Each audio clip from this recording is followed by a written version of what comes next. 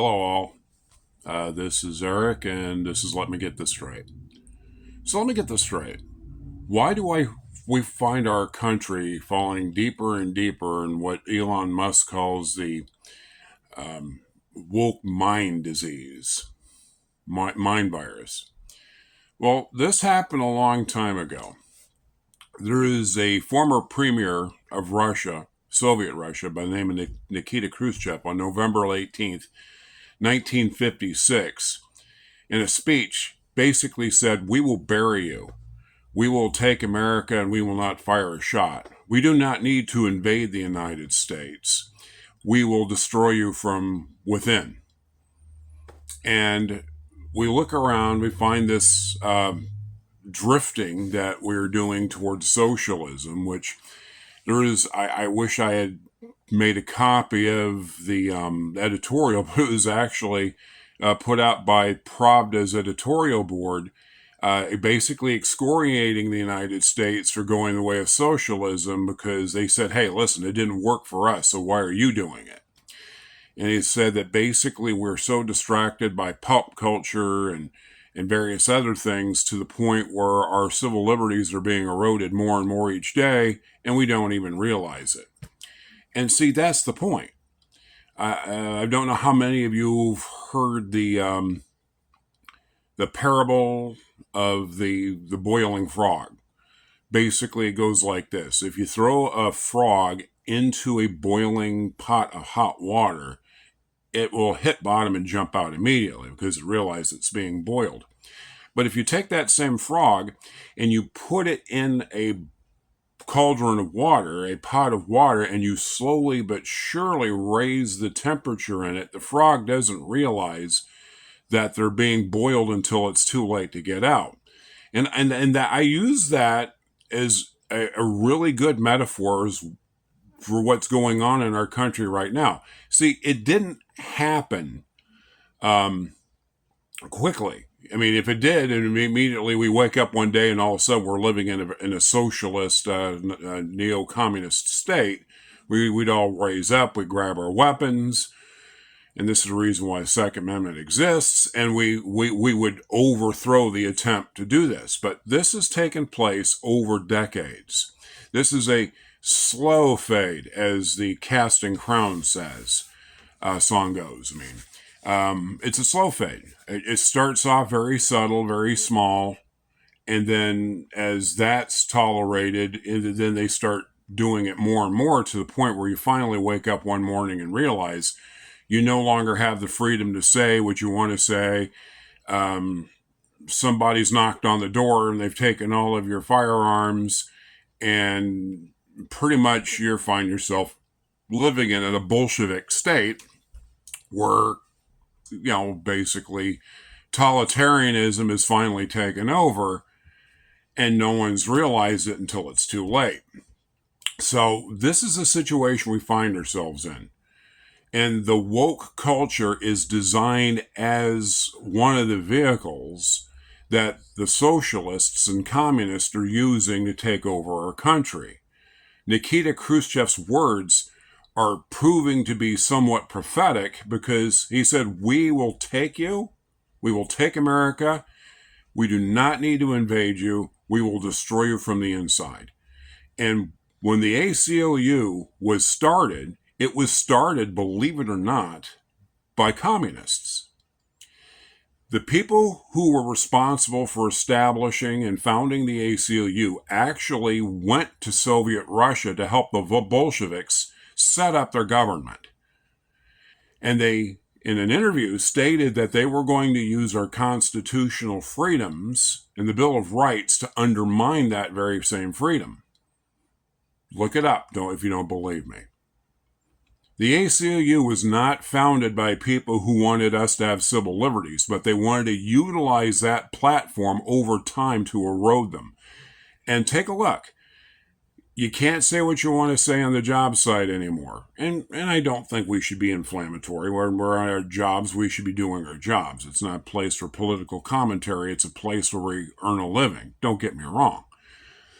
But it's gotten to such a point where now, if you say anything is considered offensive, like many of us have seen that Great Britain wants to extradite people from the United States who are U.S. citizens who say anything that they deem to be threatening or, menacing or offensive to them.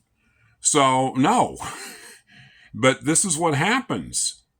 We develop these spider webs of connection to the point where maybe one day Kamala will allow me to get extradited to Great Britain because I said, hey, people in Britain need to stand up against these marauding gangs carrying knives, bats, hammers, and machetes because they're threatening their lives, literally.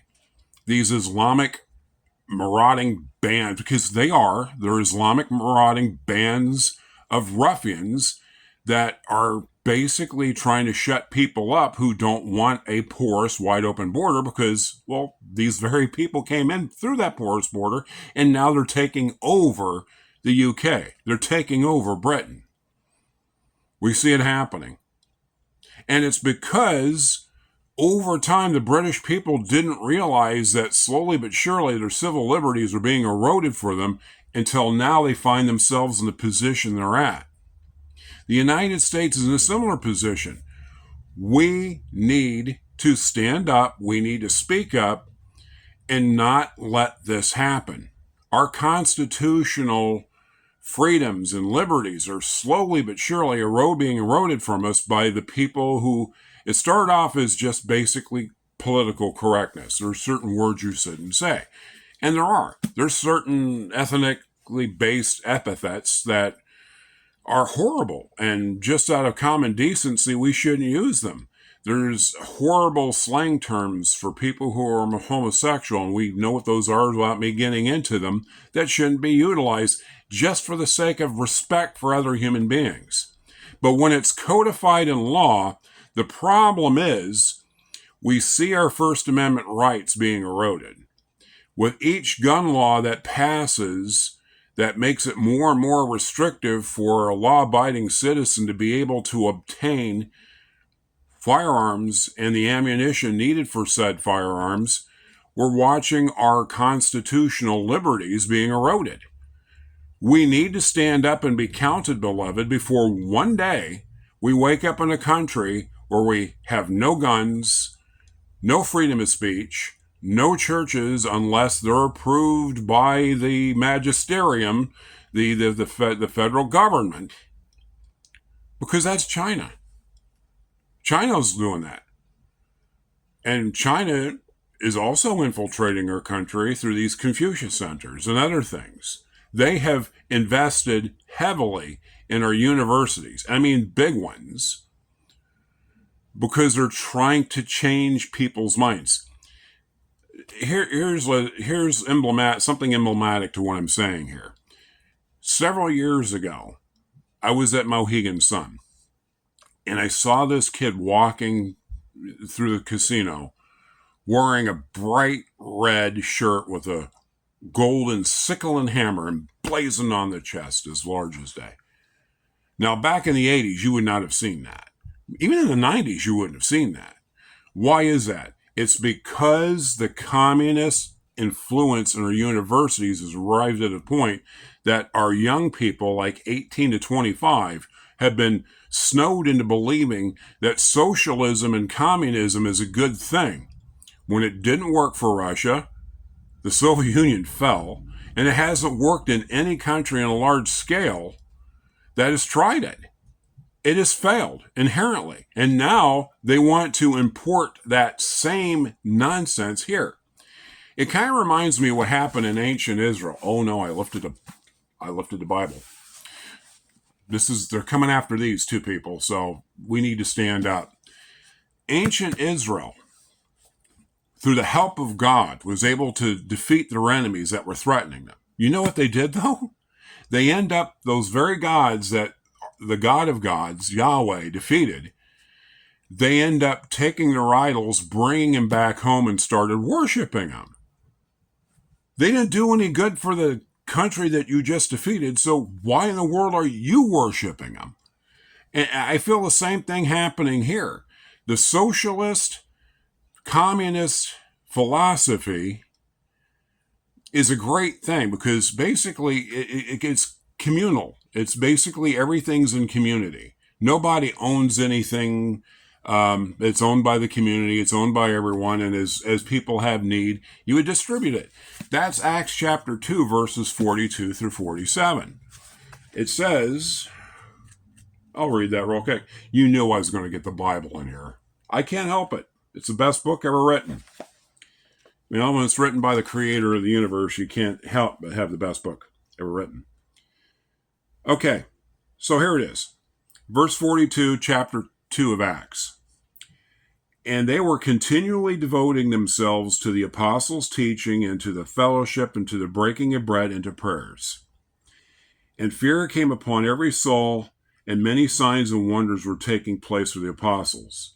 And all those who had believed were together and had all things in common, and they began selling all their property and possessions, and were dividing them with all, as anyone who might have need. You know, I'm going to stop right there. No, I'm going to continue on. And daily devoting themselves with one accord in the temple and breaking bread from house to house, they were taking their meals together with gladness and with sincerity of heart, praising God and having favor with all the people. And the Lord was adding to their number daily those who were being saved. I'm reading from the Legacy Standard Bible. Probably one of the very best literal word-for-word formal equivalence translations out in the market. I highly recommend that. That and the 1995 NASB as far as serious study, and the English Standard by version's pretty good too. That's my daily reading Bible too. But getting back to the point that I'm seeking to make here, the reason this worked is because everybody was on the same page. It's like when the Jewish people moved back, starting in 1948 and before, they'd set up these communal farms known as kibbutzes. And I had the pleasure and honor to actually stay on a kibbutz when me and my church group went to Israel on a 7-day trip. And yeah, they're very loving, caring people, and that's the thing. When everybody has got the same, it's tuned to the same tuning fork, that's why, they devoted themselves to the apostles' teaching, to the Word of God. They devoted themselves to each other in the breaking of bread. They were all united in the same belief, and they all believed the same thing. And they did this out of love for one another. And they chose to do it because they did love one another. That's why the kibbutzes worked. This is why the first century church worked so well. It's because everybody bought in, okay? Everybody bought in. The thing about a nationwide communist socialist approach is not everybody has bought in. And the way you get them to buy in is literally by force. You will do this because this is what we all want, when not everybody wants it. And when you do that, it becomes totalitarian, it becomes oppressive, and we see that with the gulag system in China that exists, the one that I'm hoping formally existed, and it's not still going on, in Russia, in Soviet Russia. You did not toe to the everybody gives and everybody shares alike thing. Well, then you were thrown into a gulag. And if you said anything in opposition to the government, which if you take a look at the political belief of socialists and communists, basically the government takes the place of God. You don't have God because, well, you don't think as individuals. You think as a collective. You don't think as a collective, and you don't group think, which, by the way, is happening through the propagandizing of our children. Anyone who's watching the news and watching what's going on in schools today knows that this isn't about reading, writing, and arithmetic. This isn't about civics. This isn't about preparing children to be able to balance their checkbooks and raise their families and be able to look at the world intelligently and but they're being told what to think and not being taught how to think. Okay, and that's the problem. They're being brainwashed, being propagandized. This is the reason why a lot of homeschool. Uh, this is why the homeschool movement's becoming so pronounced in our country. Is because a lot of parents don't want their children indoctrinated. They want them educated. But the indoctrination is essential to shifting this country from the foundations of our founding documents, which are the Declaration of Independence, the Constitution, and I'm going to say yes, because both those other documents are kind of predicated on the founding document of Western civilization, and that is the sacred writ. That is the Holy Bible. Western civilization, this was one of the foundations it was built upon, right here. And this is the reason why it succeeded and thrived for a long time. But the moment we start shifting from the foundation here, we're seeing what's happening. Degradation. Things are falling. And we're going to continue to see that because ultimately, I believe the people who are at the top as far as who are really in charge in this world want the United States out of the way so they can establish the Great Reset, they can establish the New World Order. It's just like, believe it or not, the latest Captain America movie was originally called the New World Order, but they had to change the name to Brave New World. Why is that? Don't let people know what's going on. See, I think they still don't think that they've got total, complete control yet because they're still euphemizing what they're trying to do. The only thing that can protect us from the lie is the truth. And people who stand up for it. We are boiling, beloved. They're turning up the temperature on us incrementally, day by day, moment by moment, year by year, and eventually it's going to be too late for us to jump out of the pot. We need to jump out of the pot now. We need to stand up. We need to use the system that's in place. Get rid of these people who are leading us down this primrose path. Put people in who are true constitutionalists that adhere to the dreams and the ideas of our founding fathers of a nation predicated upon liberty and law and not identity and not people. We're a nation of laws, not people. And the reason we're a nation of laws is because if it's about the law, then it's a heck of a lot harder for favoritism to come in.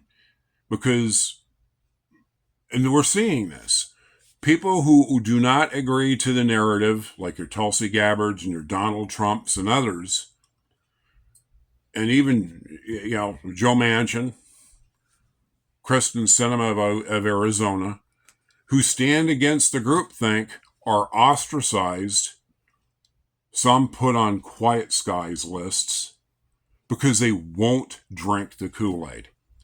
We need to stand up, we need to stop being the silent majority, and we need to be vocal, because the minority is winning because the minority is vocal. And they're trying to turn themselves into majority by indoctrinating our children, by changing our culture to the point where it's totally unrecognizable, probably to our parents and our grandparents. And this is all on purpose.